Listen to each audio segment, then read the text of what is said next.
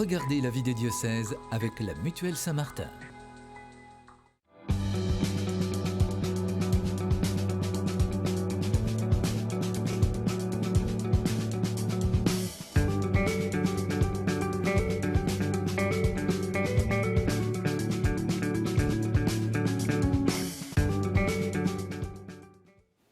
Bonjour à toutes et à tous et bienvenue dans la vie des diocèses sur KTO Télévision et KTO Radio. Comme chaque semaine, nous partons à la découverte d'un territoire, d'un diocèse et de son évêque. Et aujourd'hui, c'est en Île-de-France et plus particulièrement à l'ouest de Paris que nous nous rendons avec le diocèse de Nanterre qui correspond au département des Hauts-de-Seine.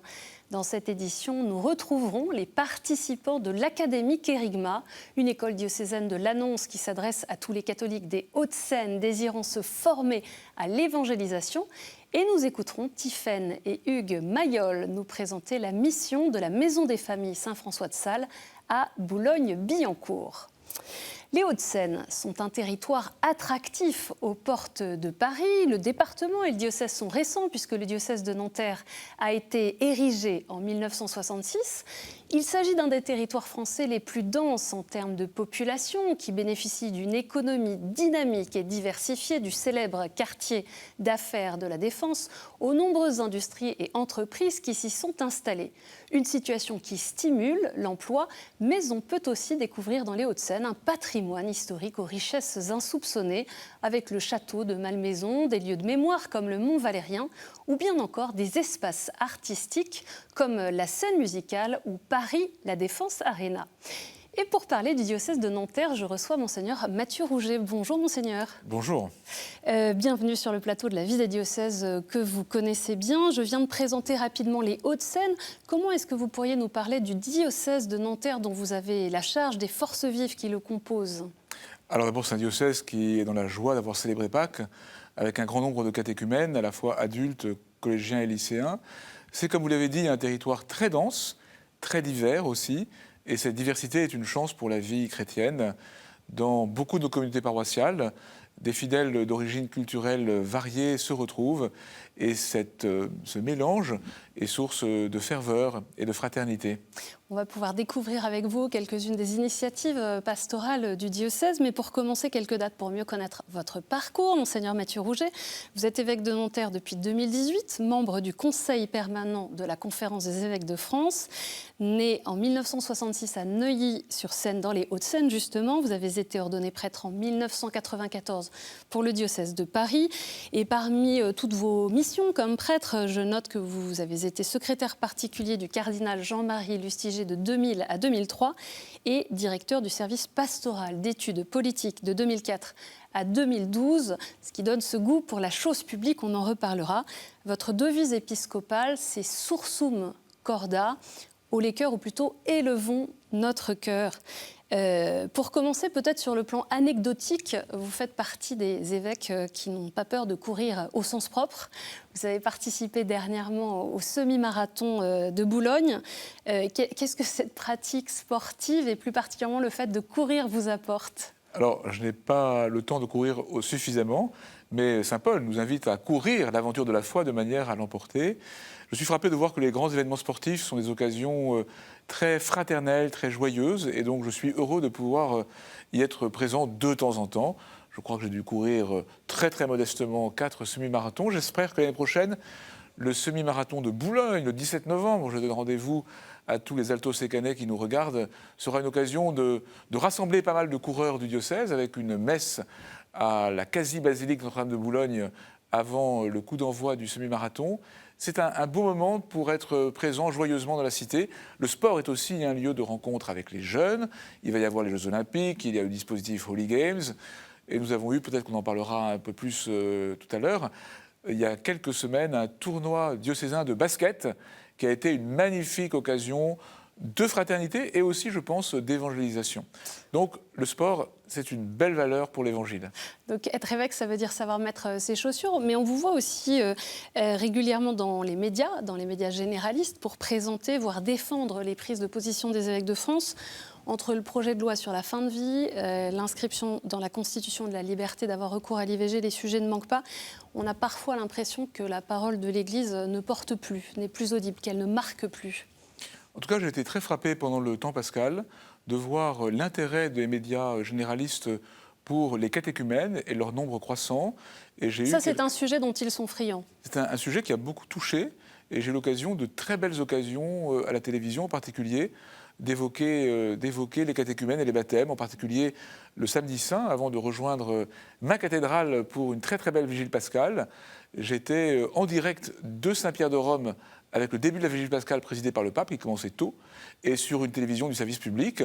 J'ai répondu à des questions sur fond de vigile pascale débutant à Saint-Pierre de Rome, et le journaliste nous a invités à terminer cette séquence par un temps de silence. Nous avons écouté le diacre entonner l'exultet. Tout ça sur une télévision du service public. Donc, je crois qu'il y a des occasions médiatiques à saisir. Bien sûr, nous ne sommes pas dans une phase facile pour l'annonce de l'Évangile. Mais moi, ce qui m'intéresse, en fait, c'est toutes les occasions d'annoncer l'Évangile, de montrer, notamment à ceux qui sont le plus extérieurs au cercle ecclésiaux, que le Christ est la bonne nouvelle, qu'il est la lumière, qu'il est celui qui nous sauve. Et sur le plan local, comment est-ce que justement vous tissez des relations, vous entretenez des liens avec les élus politiques de tous bords ? Alors je suis frappé de voir à quel point les maires sont attentifs à la communauté chrétienne. Ça continue de faire partie de la réalité de la vie sociale. En tout cas, ça m'a impressionné en devenant évêque de voir que tous les maires étaient désireux d'un contact avec moi quand je passais dans leur commune. Et nous avons 36 maires, parce que c'est un département très peuplé, mais avec 36 communes seulement, et avec qui les relations sont vraiment en général excellentes. Et puis il y a aussi un groupe d'élus qui souhaitent réfléchir un peu dans la lumière de l'Évangile, et avec qui nous avons régulièrement, grâce à un prêtre très dynamique du diocèse, des occasions d'échanges, de débats, et puis aussi de pèlerinage. On a été à Rome, on a été en Terre Sainte, on a été à Assise il y a quelques semaines. D'autres projets de pèlerinage se profilent. On aura bientôt un débat sur les questions européennes, où j'entrerai en débat avec le ministre délégué aux Affaires européennes. Et puis, voilà, il y a beaucoup de très très belles occasions. Par exemple, un sujet qui nous a beaucoup occupés, ça a été les émeutes qui ont commencé à Nanterre au début de l'été dernier. Et on a souhaité prendre un temps pour réfléchir à cela de manière approfondie avec pas mal d'élus. Et ça a été vraiment très très intéressant de pouvoir, avec un maire, avec un curé, avec un bon connaisseur des difficultés de la jeunesse aujourd'hui, de pouvoir approfondir cela. Donc les relations avec les élus sont riches et constructives. J'espère qu'elles sont constructives pour eux. Et en tout cas, moi, c'est très intéressant d'écouter les maires et leurs équipes. On va maintenant découvrir l'Académie Kérigma, qui est née suite à la journée diocésaine de la mission d'octobre 2021. Cette école diocésaine de l'Annonce s'adresse à tous les catholiques du diocèse désirant se former à l'évangélisation.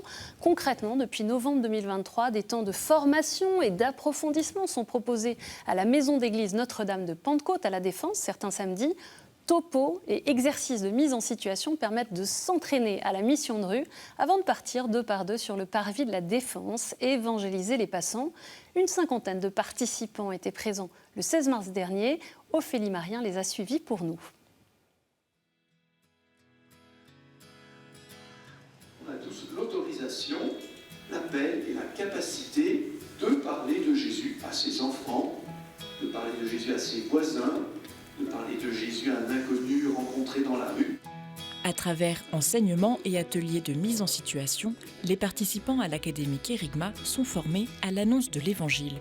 Aujourd'hui, ils s'entraînent par exemple à s'adresser à des personnes athées ou agnostiques lors de missions de rue. Alexandre, venu de Rueil-Malmaison, se prête au jeu avec Camille, paroissien de Neuilly. Moi j'aime bien l'exercice parce que ça nous permet de nous mettre aussi en décalage par rapport à ce qu'on a envie de dire aux gens et de voir, un petit peu anticiper ce qu'ils vont nous dire et quelle peut être la bonne réponse, parce que face à la personne dans la rue ce sera difficile d'innover sur le coup, donc c'est bien d'avoir un tout petit peu imaginé ce qu'on allait lui raconter. On doit se poser les questions, se mettre à la place de la personne, créer de l'empathie, qui ne soit pas factice. L'évangélisation directe, à laquelle il se prépare, est une forme d'annonce de l'Évangile parmi d'autres. Mais cette formation est également pensée pour donner un élan missionnaire à des paroissiens venus des 4 coins du diocèse et inspirer des initiatives localement. On est sur une niche, si on peut dire, de l'évangélisation. C'est l'évangélisation en sortie, mais qui est depuis plusieurs papes très très encouragée auprès de tous les paroissiens. Donc nous sommes tous invités à nous former et à retrouver le goût de cette annonce et la dynamique de l'élan missionnaire en fait, qui habitait déjà aussi les premiers chrétiens. L'après-midi, place à la pratique. Tous partent sur l'esplanade de la Défense pour évangéliser les passants deux par deux. Alexandre est habitué à la mission directe, sa binôme Sylvie un peu moins. Allez. Pour la vie de tous les jours, je trouve que c'est beaucoup plus facile parce que par nos gestes, par nos regards, par nos sourires, sans forcément parler, on essaye de transmettre quelque chose, de transmettre notre foi, mais indirectement. Là, c'est un peu plus difficile parce qu'on est poussé à parler et à dialoguer. Première chose, se présenter. Bonjour, excusez-nous. En fait, on est des chrétiens, on est de l'église là-bas, des chrétiens catholiques. Et on va voir à la rencontre des gens pour discuter un petit peu de Dieu. Puis établir un dialogue avec les badauds qui le souhaitent. Sylvie et Alexandre notent soigneusement les prénoms des personnes rencontrées pour les porter ensuite dans la prière. Au bout d'une heure, il est temps de rentrer. Tous deux font le bilan. Donc là, on va rentrer à l'église avec le sentiment de la mission accomplie. Enfin, on a fait ce qu'on a pu avec Sylvie. Voilà, maintenant, on attend que l'Esprit Saint agisse sur toutes les personnes qu'on a rencontrées. Oser sortir de l'église pour aller évangéliser dans les rues, un bon exercice pour prendre l'habitude d'annoncer l'évangile en toutes circonstances en tant que disciple missionnaire.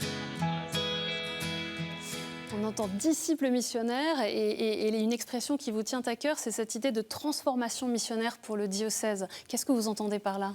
Oui, c'est un peu le mot d'ordre donné par le pape François dans son exhortation apostolique Programme, la joie de l'Évangile, que tous les fidèles prennent conscience qu'être chrétien, c'est être disciple, recevoir la bonne nouvelle du salut, et missionnaire, avec le trait d'union qui montre que c'est une seule réalité, disciple missionnaire. J'ai encore eu l'occasion de dire cela aux néophytes, aux nouveaux baptisés, qui se sont réunis samedi dernier pour le dimanche in albis. Alors, transformation missionnaire, cela veut dire que, alors que pendant des générations, on a été habitué en France à prendre soin des chrétiens qui l'étaient déjà, il faut aujourd'hui davantage aller à la rencontre de ceux qui ne connaissent pas encore le Christ.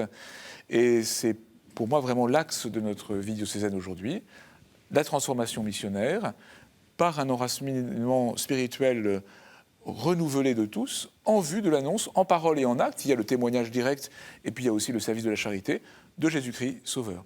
Et alors j'ai souhaité que le service diocésain de formation devienne aussi un service de formation et d'évangélisation avec cette académie Kérigma qui vient, comme vous le disiez, prolonger un rassemblement diocésain qu'on a eu, qui s'appelait Kérigma précisément, avant d'ailleurs que la conférence des évêques reprenne ce titre pour son beau rassemblement. Dernier, oui. Et nous voulions d'emblée que ce petit congrès mission diocésain ne soit pas un événement purement ponctuel, mais contribue à nourrir, à approfondir la dynamique missionnaire du diocèse, d'où la fondation de cette école diocésaine de l'annonce. Et pour moi, comme évêque, c'est important aussi d'aller sur le terrain avec les fidèles. Je n'étais pas présent cette journée-là, mais j'étais présente à d'autres journées de l'Académie Kérigma. Je connais bien Camille et Alexandre, qui sont vraiment de très bons témoins de l'Évangile. L'année dernière, j'étais allé avec Alexandre d'ailleurs et quelques autres Rueillois sur le marché de Rueil la veille de Pâques, le matin, le samedi saint au matin. Cette année, j'étais à la gare de RER d'Antony.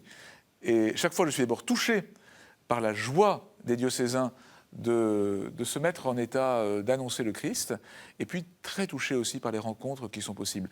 Comme l'a très bien dit la responsable de l'Académie Kérigma, Agnès, l'annonce directe dans la rue n'est pas le tout de la mission.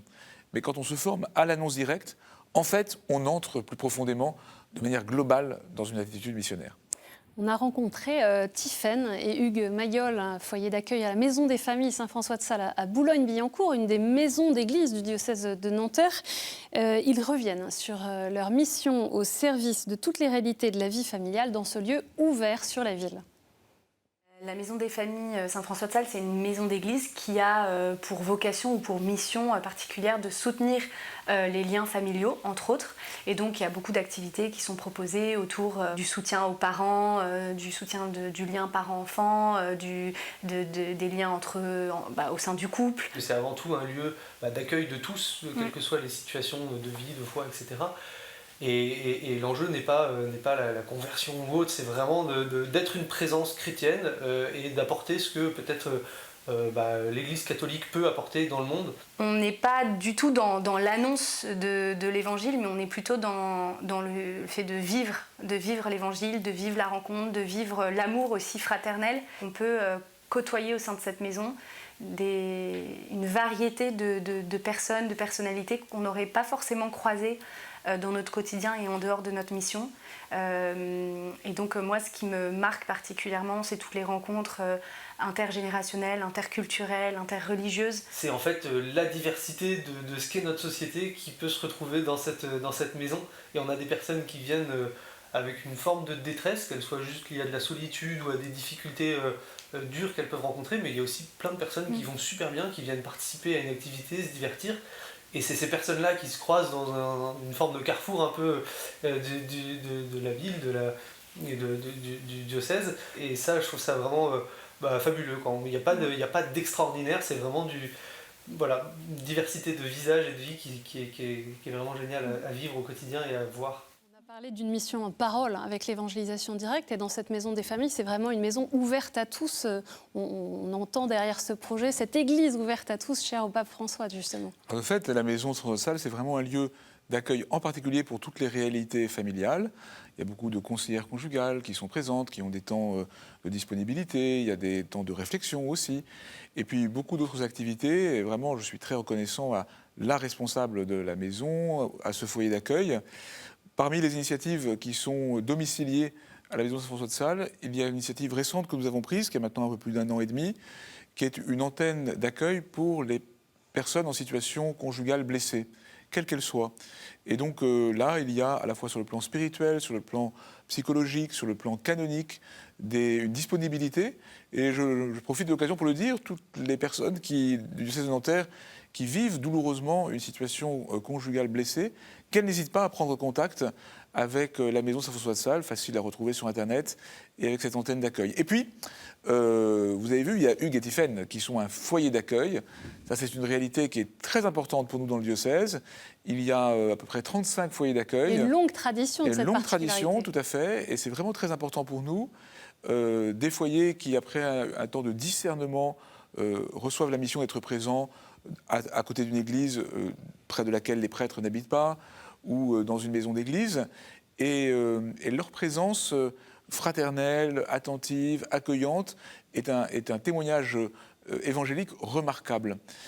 J'ai eu l'occasion de participer au synode, à la première session du synode des évêques, puisque j'ai été élu par mes frères évêques, et on a évoqué les nouveaux ministères laïques, et certains pères synodaux ont dit « mais pourquoi ne pas imaginer une mission confiée à un couple ?» Et moi, j'ai dit aussitôt, mais ça existe. Dans le diocèse de Nanterre, il y a des foyers d'accueil qui, en couple, reçoivent la mission d'être foyer d'accueil. Et lors d'un très beau moment pour la vie diocésaine, qui est l'envoi en mission des laïcs en mission ecclésiale au mois de septembre, eh bien, j'envoie non seulement des responsables particuliers, mais j'envoie aussi des couples. Et d'ailleurs, souvent, leurs enfants et leurs jeunes enfants viennent avec les parents pour recevoir solennellement cette mission d'évêque. C'est une grande grâce, et d'ailleurs que les couples qui nous regardent ou dont les parents nous regardent n'hésitent pas à entrer en contact avec le diocèse, parce que nous sommes toujours heureux d'embaucher de nouveaux couples pour la mission. L'appel est lancé. Je voudrais revenir sur cette dimension caritative de l'engagement des chrétiens, parce que ça fait partie intégrante de cette transformation missionnaire, et on peut penser parfois aux Hauts-de-Seine en ayant en tête quelques villes huppées, mais il y a aussi des réalités très variées, des quartiers populaires. Comment est-ce que les chrétiens s'engagent ? Alors, effectivement, le département des Hauts-de-Seine est petit, donc très concentré. Et dans cette concentration, il y a des lieux très privilégiés et des lieux où la vie est très précarisée. Et c'est très important pour nous, cette dimension de la diaconie. Quand je vous ai parlé de notre transformation missionnaire en vue d'une proclamation renouvelée en parole et en acte de Jésus Sauveur, c'est bien dans le « en acte » que je mets la place de la diaconie. On a eu d'ailleurs, il y a peu de semaines, une très belle rencontre de tous les acteurs de la diaconie, dans un esprit, disons, synodal.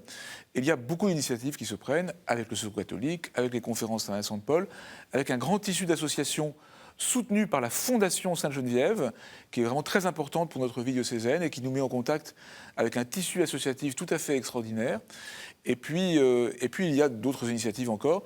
Je pense en particulier à l'initiative Hiver solidaire, qui est née dans le diocèse de Paris et qui se répand maintenant dans d'autres diocèses.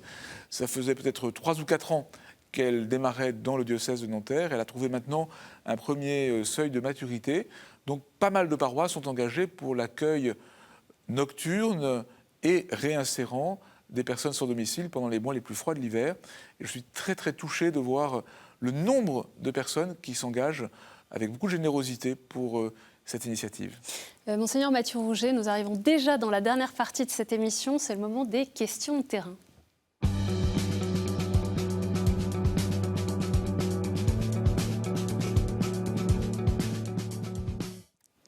Une première question d'Irène de Boulogne-Billancourt.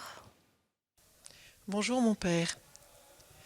Je m'interroge et j'aimerais savoir comment faites-vous, vous qui depuis des années vous êtes mis au service de Dieu, pour le faire passer avant, dans votre agenda si rempli, et ne pas l'oublier.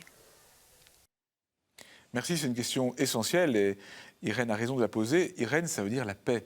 Et pour être vraiment pasteur, il faut rester dans la paix. Alors, concrètement, ma première mission, c'est de prier pour le peuple qui m'a été confié. Donc, c'est à la première place, évidemment. Très concrètement, la journée commence toujours pour moi par le chant des laudes et parfois la célébration de la messe en même temps, avec mon vicaire général, mon principal adjoint, le père Georges Van den Busch. Et puis, il y a des temps de prière personnelle, évidemment, qui sont indispensables. Et puis, comme je passe beaucoup de temps à célébrer la liturgie avec les fidèles des différents lieux du diocèse, eh bien, ce sont des temps de prière partagée. J'essaye aussi, quand je reçois des gens, et je passe beaucoup de temps à recevoir des prêtres, des diacres, des laïcs en responsabilité, de pouvoir terminer ou commencer l'échange par un moment de prière. Et puis, j'ai aussi beaucoup de réunions auxquelles je dois participer. Et je veille toujours à ce que la prière, il y ait une place première. Vous voyez, même dans la synodalité, ce qui est premier, c'est l'écoute de la parole de Dieu. Et donc, prendre le temps, comme on le fait par exemple au conseil épiscopal, après avoir dit les laudes et célébré la messe, de partager tranquillement sur l'évangile du dimanche suivant, c'est essentiel. Et donc, merci à Irène de sa question. Il faut toujours être vigilant, mais en tout cas, c'est un point de vigilance que j'essaie de partager. On écoute maintenant une autre question de Grégory de Bois-Colombes. Oui, bonjour Monseigneur. Grégory, j'ai une question à vous poser concernant la place de la femme. Est-ce que vous avez mis en place des changements par rapport à ce qui se faisait avant votre arrivée ou même depuis que vous êtes arrivé? Et ensuite, de toute manière, à la fin, c'est quand même un homme qui décide, que ce soit le curé ou le pape ou des évêques, c'est quand même un homme qui décide. Et c'est quelque chose aujourd'hui, j'aimerais bien savoir, enfin, je pense qu'il y a beaucoup d'hommes et de femmes comme moi qui aimeraient savoir quelle explication théologique ou pastorale vous avez à ça, qui pourrait nous permettre de comprendre le sens profond de cet état de fait, parce qu'il y a sûrement une raison très profonde à comprendre pour l'accepter joyeusement. Alors merci à Grégory de cette belle question. D'abord, on est dans un diocèse où il y a une grande tradition de participation des laïcs à la responsabilité globale de l'annonce de la foi, et j'en suis très très heureux. Et parmi ces laïcs en responsabilité, il y a beaucoup de femmes. Mes principales responsables de sa vie diocésaine donc, sont des femmes. J'ai d'ailleurs appelé aussi à une responsabilité très importante pour un diocèse, qui est celle de directeur diocésain de l'enseignement catholique, une femme, qui est donc une directrice diocésaine de l'enseignement catholique, et le conseil épiscopal aussi depuis des années est constitué de l'évêque, du vicaire général, de prêtres, d'un diacre, mais aussi d'une femme consacrée et de laïcs, hommes et femmes. Et pour moi, c'est vraiment très très important. Alors, pour répondre plus précisément à Grégory, en fait, la personne qui prend la décision, ce ne doit pas être l'évêque ou le curé. Et ça, je pense que c'est quelque chose de très important à mieux comprendre aujourd'hui. Qu'est-ce que c'est qu'une décision ecclésiale? C'est une décision selon le Christ. Et donc, l'important, c'est que chacun renonce à sa volonté propre pour que tous ensemble, nous essayons de recevoir du Christ les bonnes décisions à prendre. Et la mission spécifique des diacres, des prêtres et de l'évêque, en étant signe de la présence de Jésus-Christ au milieu de son Église, et si ce sont des hommes, c'est parce que nous faisons mémoire de Jésus-Christ entré dans notre humanité, être signe et moyen de cet attachement de toute la communauté chrétienne au Christ qui est premier. Et pour moi, c'est vraiment très important cela. J'aimerais que cette conscience grandisse dans le peuple chrétien, qu'on ne se demande pas qui décide, le curé ou les laïcs, mais plutôt comment, ensemble, dans les missions qui sont les nôtres, nous faisons émerger des décisions selon le Christ. Une dernière question, Monseigneur Mathieu Rouget, sur ce qu'on a appris il y a quelques jours, quelques semaines, le changement de statut de l'église Notre-Dame de Boulogne, qui deviendrait une basilique mineure. Alors qu'est-ce que ça veut dire brièvement? Alors nous sommes un diocèse très jeune, comme vous l'avez dit, et en même temps, il y a un beau patrimoine spirituel et architectural ancien, et c'est important pour enraciner notre vie chrétienne, de nous enraciner dans cette histoire-là. Notre-Dame de Boulogne, c'est un lieu tout à fait magnifique qui a été construit il y a un peu plus de 702 ou 3 ans. C'est ce sanctuaire qui a donné son nom à la ville de Boulogne, qui, en population, est la 2e ville d'Île-de-France après Paris. Et le roi Philippe le Bel a voulu que le grand sanctuaire médiéval de Boulogne-sur-Mer, dans le Pas-de-Calais aujourd'hui, soit rapproché de sa capitale avec Boulogne-sur-Seine. Et d'ailleurs, aujourd'hui, il y a une très belle solidarité entre ces deux lieux. Et pendant les grandes inondations du Pas-de-Calais, une délégation municipale de la ville de Boulogne est allée pour manifester sa solidarité à Boulogne-sur-Mer. Et le maire de Boulogne-sur-Seine a souhaité que la paroisse Notre-Dame de Boulogne soit associée à cette initiative. Alors, pour donner davantage de visibilité à ce sanctuaire, j'ai souhaité, et le maire de Boulogne était très partie prenante de ce désir, qu'elle puisse être érigée en basilique. Il faut pour cela d'abord un vote de la conférence des évêques avec un dossier qui a eu lieu en mars dernier. Et donc nous sommes très heureux, et je sais que le maire de Boulogne et son équipe en sont très heureux aussi. Il faut dire qu'ils vont consentir de très beaux efforts de restauration pour cette église. Et maintenant, il me reste à envoyer le dossier au Saint-Siège et à obtenir l'approbation du pape. Mais je pense que l'enthousiasme qui a entouré de manière presque étonnante cette annonce pourrait emporter assez facilement l'adhésion du Saint-Siège. Bon, on termine avec cette bonne nouvelle. Merci beaucoup, Monseigneur Mathieu Rouget, d'être venu sur le plateau de la vie des diocèses. Pour en savoir plus sur l'Église catholique dans les Hauts-de-Seine, je mentionne le site internet diocèse92.fr. Cette émission est bien sûr à retrouver sur ktotv.com. Merci encore pour votre fidélité. Je vous donne rendez-vous la semaine prochaine.